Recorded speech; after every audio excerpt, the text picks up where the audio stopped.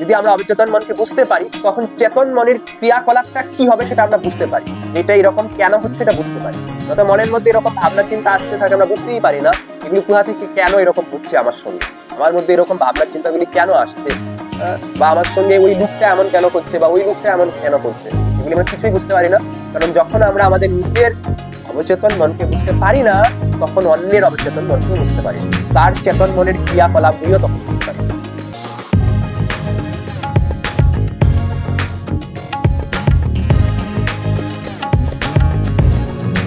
সেটা হলো যে অবচেতন মনকে যখন আমরা বুঝতে পারি তখন কি হয়, আমাদের যে চেতন মনের গতিটা কিরকম হবে সেটা আমরা বুঝতে পারি। অবচেতন মনকে আমরা যখন বুঝতে পারি তখন আমাদের চেতন মনে গতিটা কিরকম সেটা আমরা বুঝতে পারি।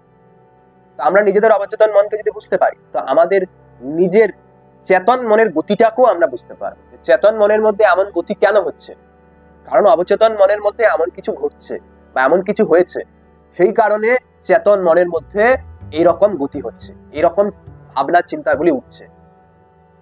তো এটা বিশেষ শক্তি, কারণ আমরা চেতন মন দিয়েই সাধারণত বাহ্যিক কার্যকর্ম করে থাকি। আমরা যখন বাহ্যিকভাবে কাজকর্ম করি তখন আমাদের চেতন মনই সক্রিয় থাকে এবং চেতন মনের সেই সক্রিয়তাকে আধার করে আমরা কার্য করে থাকি।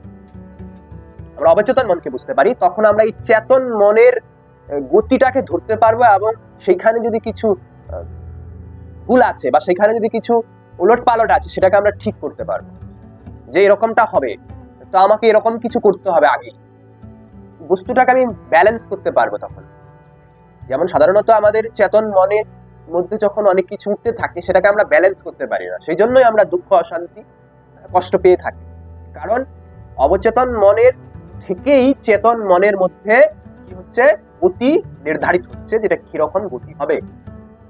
এবার যদি আমরা অবচেতন মনকে বুঝে ফেলি তবে ওই চেতন মন যে বাহ্যিকভাবে কার্যকর্ম করবে সেইগুলির প্রতিক্রিয়াগুলি কি হবে সেটাকে ধরে নিতে পারি এবং সেটাকে ব্যালেন্স করে নিতে পারি। এই ব্যালেন্সটুকুই আমরা যখন করতে পারি না তখনই আমাদের কি হয়, শান্তি, পীড়া, কষ্ট, দুঃখ এগুলি হয়ে থাকে। ব্যালেন্সটা আমরা বুঝলেই করতে পারবো। আমরা যখন বুঝতে পারবো যে চেতন মন কেন এসব করছে, এটা আমরা বাইরে বাইরে দেখলে বুঝতে পারবো না, অবচেতন মনকে দেখলেই, অবচেতন মনকে বুঝলেই সেটা বুঝতে পারবো। তাই অবচেতন মনকে জানা এই জন্য শক্তি বলা হয়েছে। অবচেতন মনকে আমরা জানি তো অবচেতন মনকে আধার করে আমরা অনেক কিছু করতে পারি, বাইরে অনেক কিছু করতে পারি। মানে কি, মানে এই না যে চমৎকার কিছু করতে পারি, মানে এই যে যদি আমরা অবচেতন মনকে বুঝতে পারি তখন চেতন মনের ক্রিয়াকলাপটা কি হবে সেটা আমরা বুঝতে পারি, যেটা এরকম কেন হচ্ছে এটা বুঝতে পারি। নয়তো মনের মধ্যে এরকম ভাবনা চিন্তা আসতে থাকে, আমরা বুঝতেই পারি না এগুলি কোথা থেকে কেন এরকম হচ্ছে আমার সঙ্গে, আমার মধ্যে এরকম ভাবনা চিন্তাগুলি কেন আসছে, বা আমার সঙ্গে ওই লোকটা এমন কেন করছে বা ওই লোকটা এমন কেন করছে, এগুলি আমরা কিছুই বুঝতে পারি না। কারণ যখন আমরা আমাদের নিজের অবচেতন মনকে বুঝতে পারি না তখন অন্যের অবচেতন মনকেও বুঝতে পারি না, তার চেতন মনের ক্রিয়াকলাপগুলিও তখন বুঝতে পারি না। যখন সূক্ষ্মভাবে তুমি অবচেতন মনের মধ্যে কিছু ধরে নিয়েছ সেইগুলি কি হবে, সেগুলি বাহ্যিকভাবে চেতন মনের মধ্যে প্রকাশ পাবে। তুমি জানো, বুঝো, তবে তুমি এটা বুঝতে পারো। তখন এই বস্তুটার জন্য তুমি আগের থেকে তৈরি থাকবে, আর এই জন্য তুমি সেটাকে ব্যালেন্স করতে পারবে। এই যে ব্যালেন্স করতে পারা, এটাই তোমার জীবনকে বড় সুন্দর করে দেবে, তোমার জীবনকে বড় আনন্দিত করে দেবে, জীবনকে বড় সফলতায় ভরে দেবে। কিন্তু আমরা বুঝতে পারি না, নিজেরটাও বুঝতে পারি না এবং অন্যেরটাও বুঝতে পারি না যে আমার মধ্যে এই ভাবনা চিন্তাগুলি কেন হচ্ছে। কারণ আমাকে ছোটবেলায় মা এমন কিছু বলেছে যেটা আমার ভিতরে ঢুকে গেছে, বা আমার বাবা এমন কিছু বলেছে সেটা আমার অবচেতন মনের মধ্যে ঢুকে গেছে বীজ স্বরূপ হয়ে। এবার সেইটাকে আধার করে আমার মনের মধ্যে এমন ভাবনা চিন্তা উঠছে। তুমি ভাবছো এটা তোমার মনের মধ্যে ভাবনা চিন্তা উঠছে এটা তোমার ব্যক্তিগত কোনো ক্রিয়েটিভ কাজ হচ্ছে, নয়, এমন কোনো ব্যক্তিগত ক্রিয়েটিভ কাজ হচ্ছে না। তোমার চেতন মনের মধ্যে যে ভাবনা চিন্তাগুলো উঠছে এগুলো ছোটবেলায় হয়তো তোমার দাদু বা ঠাকুমা বা মা বা বাবার কাছ থেকে হয়তো কিছু কথা তোমার কি হয়েছে, অবচেতন মনের ভিতরে ঢুকে গেছে, সেটারই প্রকাশ রূপ চেতন মনের মধ্যে ওই ভাবনা চিন্তাগুলি আসছে। এই জন্য ওই ব্যক্তি সঠিক ভাবনা চিন্তা করতে পারে না, প্র্যাকটিক্যালি যথাযথ দেখতে পারে না, কারণ তার অবচেতন মনকে আধার করেই চেতন মনের মধ্যে ভাবনা চিন্তা উঠছে। তো সে প্র্যাকটিক্যালি বস্তুটাকে দেখতে পারে না, ওইটাকে আধার করে দেখে।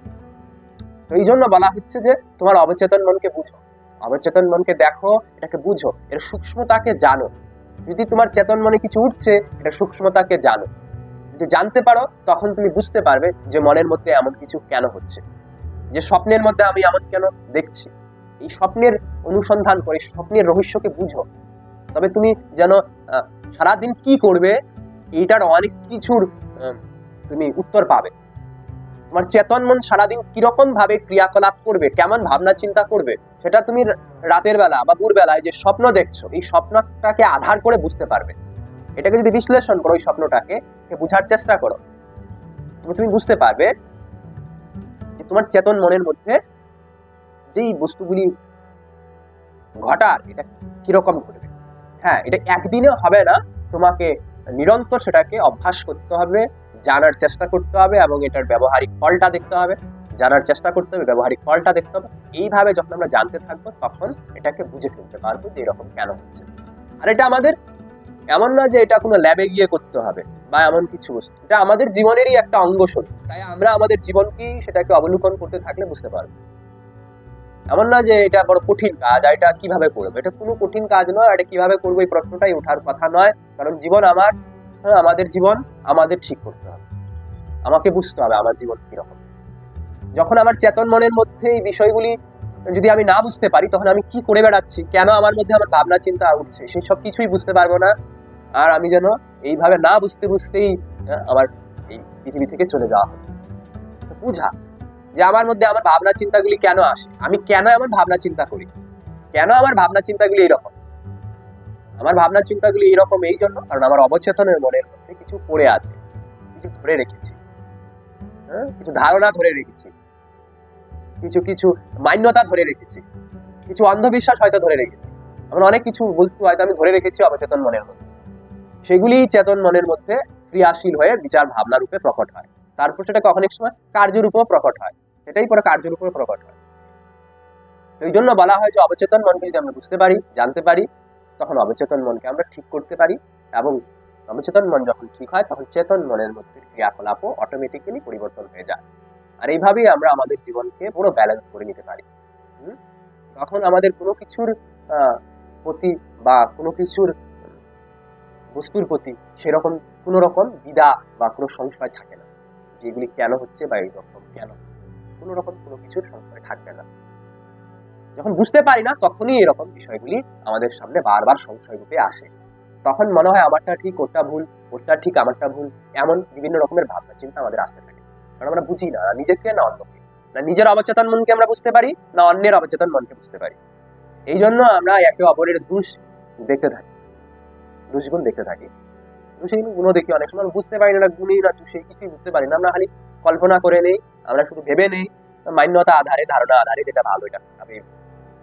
আমাদের বুঝতে হবে যে এরকম ধারণা তার ভিতরে ঢুকিয়ে দেওয়া হয়েছে, এই জন্য সেই রকম করছে। তার অবচেতন মনের মধ্যে ছোটবেলায় বিশেষ করে এইগুলি বস্তু, আমাদের মনোবিজ্ঞানিকরা বলেন যে এইগুলি বস্তু বিশেষ করে ছোটবেলায় 9 বছর পর্যন্ত, মোটামুটি 9-10 বছর পর্যন্ত এগুলি আমাদের অবচেতন মনের মধ্যে গিয়ে ছেপে যায়।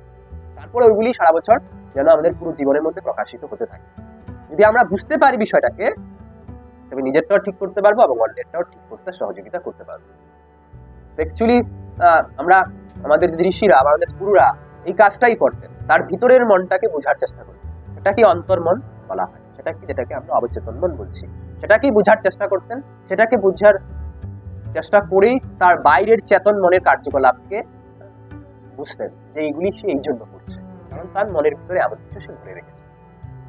তো এটা সূক্ষ্ম ভাবে যখন দেখতে কেউ শেখে, বড় সূক্ষ্ম ভাবে সেই বস্তুগুলিকে, একটা একটা বস্তুকে যখন সে বিশ্লেষণ করে, সেগুলিকে দেখার চেষ্টা করে, বোঝার চেষ্টা করে, তখন সেইগুলিকে বুঝতে পারে। তো সেটা অনেক দিনের কাজ হয়, যে এই সাধনার মার্গে এগোতে থাকে, এটাই সাধনা এক প্রকার। এই সাধনার মার্গে যে এগোতে থাকে, এই অবলোকন যে নিজেকে করতে থাকে, নিজের এই অবচেতন মনের যে দেখতে থাকা, এটা কি অবলোকন বলা হয়েছে। নিজের অবচেতন মনকে দেখতে থাকা, বুঝতে থাকা, এটাই অবলোকন। অবচেতন মনকে দেখাই অবলোকন। যখন আমরা অবচেতন মনকে দেখতে পারি, বুঝতে থাকি, তখন অবলোকন হতে থাকে। এই যে অবলোকন হতে থাকা, এটাই আমাদের চেতন মনের মধ্যে ব্যালেন্স নিয়ে আসে। কারণ এই অবচেতন মনকে আধার করেই চেতন মন চলছে, অবচেতন মনকে আধার করেই চেতন মন চলছে।